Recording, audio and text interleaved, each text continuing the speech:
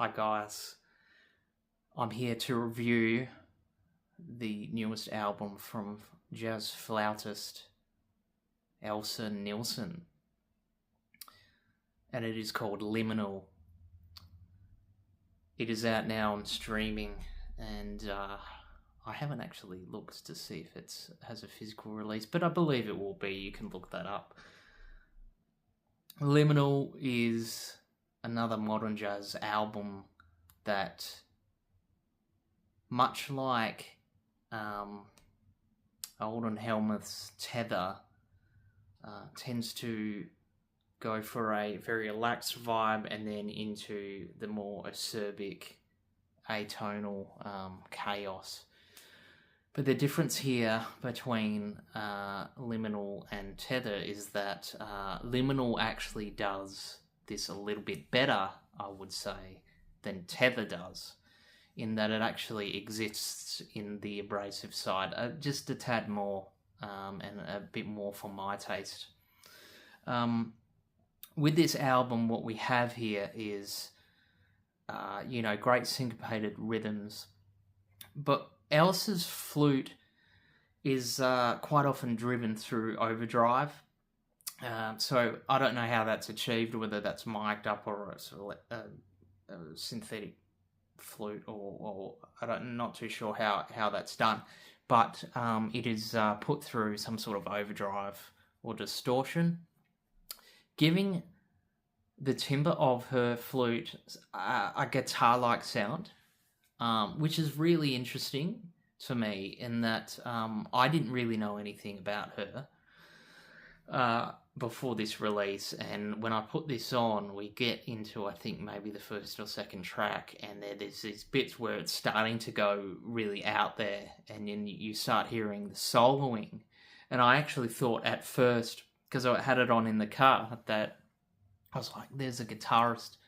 No, that is the flute coming through, that's being processed through a distortion of some kind. And it actually has a really, really cool effect. It just harmonically sounds quite good. Your mileage may vary on this, depending on if you like this effect or not, because it is all throughout this. But when it gets to the intense sections, it's really, really good. And then it'll just come back slightly. And it almost feels like all the compositions on this album are teetering on the edge of something where at any minute it could just completely fall apart into cacophony. And that was one of the things that I like about certain types of jazz that does that. The sense of danger in the music is something that I relish in. I think it's really interesting to me when artists are doing it. I don't like the very clinical approach to contemporary jazz. I think it's boring and it doesn't advance the form any further. So you won't really see me liking a lot of that more traditional stuff that sort of seems a little bit safe. But here, Elsa is really, channeling her inner, I don't know, Ornette Coleman or whoever she wants to emulate here. It starts to go from beyond bop into avant-garde, and then it kind of goes into free jazz a little bit there. But, I mean, it's absolutely fantastic. All the arrangements on here are great. The drumming is great. The bass is great. The runs that she does on the flute here are just fantastic, and I'm going to be checking out her other work from here. But this is if you're a fan of... God, I don't know.